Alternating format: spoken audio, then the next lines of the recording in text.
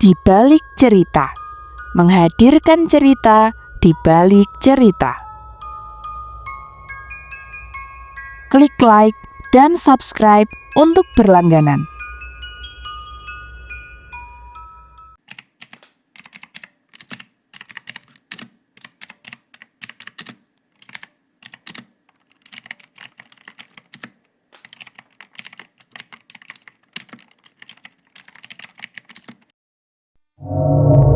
Halo kawan cerita, berjumpa kembali dalam Di Balik Cerita.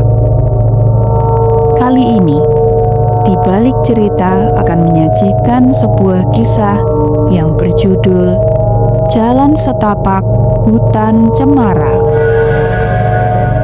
Awan mendung menggantung berat di langit saat Rani, Reza, dan Bayu memutuskan untuk hiking ke Curug Nirmala, sebuah air terjun tersembunyi yang berada di tengah hutan cemara yang belum banyak dikenal orang. Ya, bukan hal aneh bagi mereka bertiga, si trio petualang yang paling hobi hiking dan mendaki kemana-mana. Ih, ini sih lebih serem daripada keran. Udah, nggak usah drama. Yuk cepetan, ntar kemalaman malah repot. Bayu terus bergumam karena suasana yang semakin mencekam.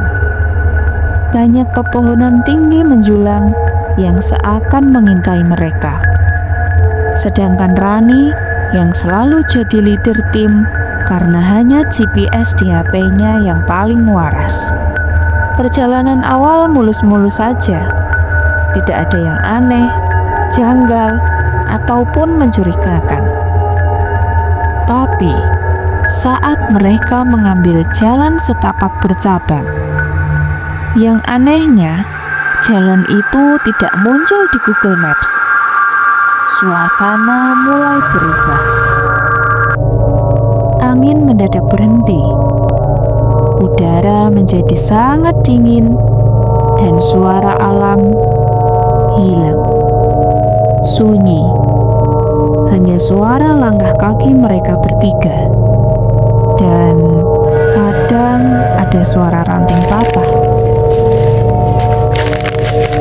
Padahal mereka tidak menginjak apa-apa. Tunggu deh. Kalian tadi dengar nggak suara itu? Dengar apaan sih? Nggak ada apa-apa.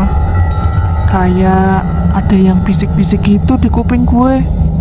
Bayu yang mau menjawab, tapi matanya terpaku ke semak-semak. Di sana, berdiri seorang nenek tua. Rambutnya putih panjang, tubuhnya kurus, dan tidak punya kaki. Dia hanya mengambang. Semuanya membeku. Nenek itu tersenyum, tapi bukan senyuman yang hangat. Senyumnya seperti tertarik ke samping. Lalu tangan kurusnya menunjuk ke kiri. Perlahan menghilang ke dalam kabut. Jangan diikutin. Film horor udah ngajarin yang kayak gitu loh. Bentar, kiri itu justru arah air terjunnya deh. Gue inget kok dari blog orang-orang yang gue baca. Terus, maksudnya si hantu itu ngarahin jalan kita. Ya Allah, kenapa jadi Google Maps sih si hantu itu? Mereka akhirnya mengikuti arah itu. Sambil saling merapat, semakin dalam mereka berjalan, kabut dalam hutan semakin tebal. Lalu, tiba-tiba Reza berhenti. Matanya berkeliling dan terdiam. Ia menyadari bahwa selama mereka berjalan menuju arah yang diberikan oleh nenek itu, mereka hanya berjalan berputar-putar saja di tempat yang sama. Mereka menoleh, dan benar, pohon dengan tanda ukiran love R dan M yang mereka lewati 10 menit lalu muncul lagi di depannya. Mereka benar-benar hanya berputar-putar dan tidak menemukan jalan keluar. Lalu, tiba-tiba terdengar suara nyanyian. Nina Bobo, oh Nina Bobo. Suara itu pelan, tapi jelas dan datang dari arah atas.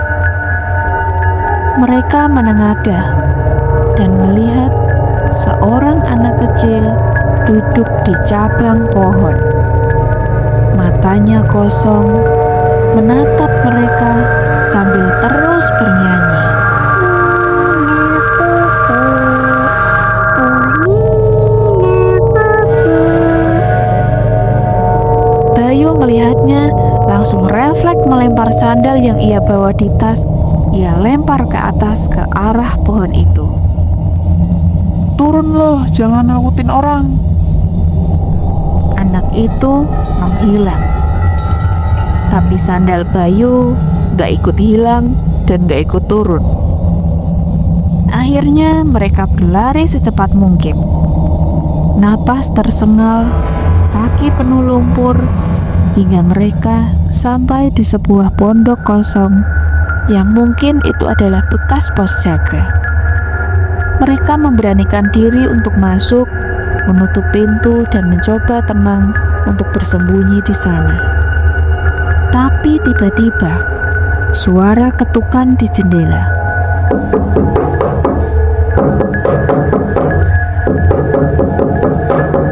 Mereka perlahan menoleh.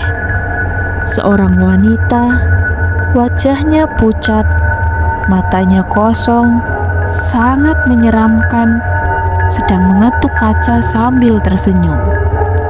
Lalu wajahnya mencelup masuk ke dalam jendela seperti daging lunak.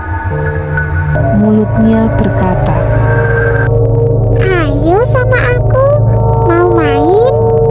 Bayu pingsan, Rani gemetar, dan Reza terpaku diam. Wanita itu pun masih melunak di dalam jendela, lalu tertawa pelan dan menghilang.